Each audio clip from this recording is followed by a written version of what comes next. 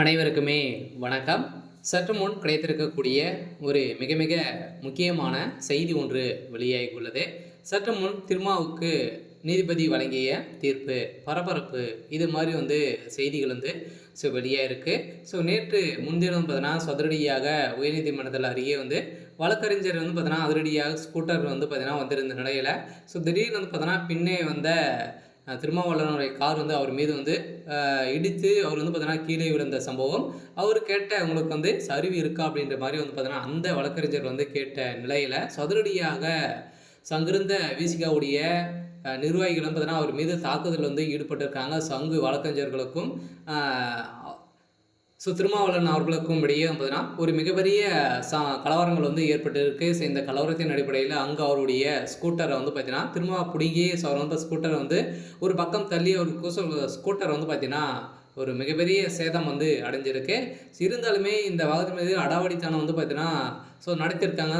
இப்போ தமிழகத்தில் நடக்கக்கூடிய திமுகவுடைய அரசு எப்படி இருக்குது, எவ்வளோ அதிகாரங்களை பார்த்தீங்கன்னா பயன்படுத்துகிறாங்க அப்படின்ற மாதிரி பார்த்தீங்கன்னா இப்போ மக்களுக்கு ஒரு மிகப்பெரிய வெளிச்சம் போட்டு காட்டக்கூடிய அளவுக்கு தான் இப்போ நடந்திருக்கு. இந்த சம்பவத்தின் அடிப்படையில் திமுகவுக்கு மீண்டும் மீண்டும் பின்னடைவு தேடி தந்திருக்கு. இதற்கு அதிரடியாக நீதிபதி வழங்கிய தீர்ப்பின் அடிப்படையில் அதிரடியாக பார்த்தீங்கன்னா இவருக்கு கடுமையான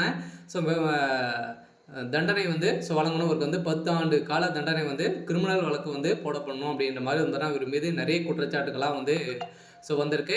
இந்த தாக்குதலின் அடிப்படையில் அதிரடியாக திருமாவுக்கு ஒரு மிகப்பெரிய சம்பவம் நடந்திருக்கு.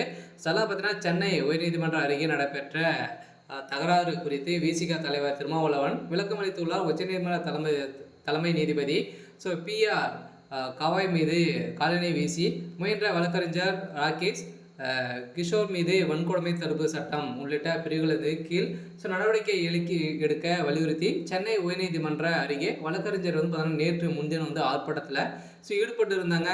இந்த நிலையில் இதில் விசிக தலைவர் திருமாவளவன் பங்கேற்று திரும்பிய போது அந்த வழியாக கொண்டிருந்த ஸ்கூட்டர் மீது திருமாவளவன் சென்ற கார் மோதியதால் அங்கு பரபரப்பை ஏற்படுத்தி இதையடுத்து இருசக்கர வாகனத்தில் சென்ற நபர் அவரது வாகனத்தை நிறுத்திவிட்டு ஏன் இப்படி காரை